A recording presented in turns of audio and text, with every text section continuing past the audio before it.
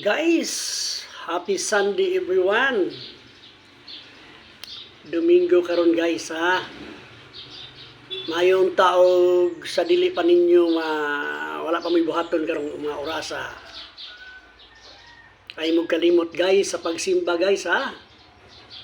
Magpasalamat ta sa Ginoo kanunay guys. Kay sa 7 days guys, sa rakadlaw ang iyang ipangayo nga igahin na to para sa iyaha. Nya di pa gyud kumpletong tibok adlaw guys, murag sa simbahan, sa church, murag 2 hours lang siguro no, pero at least nagpakita ta sa Ginoo nga sakop ta niya guys ha. Nya sa mga butang nga miagi sa tong kinabuhi ug mga kalipay ug mga kasakit guys.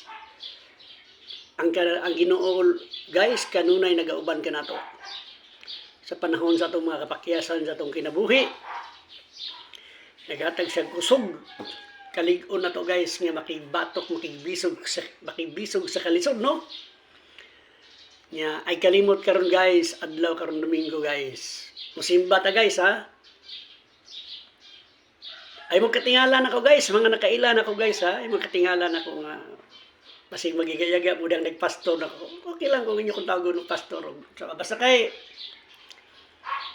ay kalimot sa pagpasalamat sa Ginoo sa mga kaayo niya sa itong mga kinabuhi guys. Sa panahon sa kalisod, nakasurvive ta. Walay tao ang kalibutan na guys nga magkalisod sa pag-unsa nila kadato guys ha. Mo nang amigo na tang tanan diri guys ha sa mga buwan diha.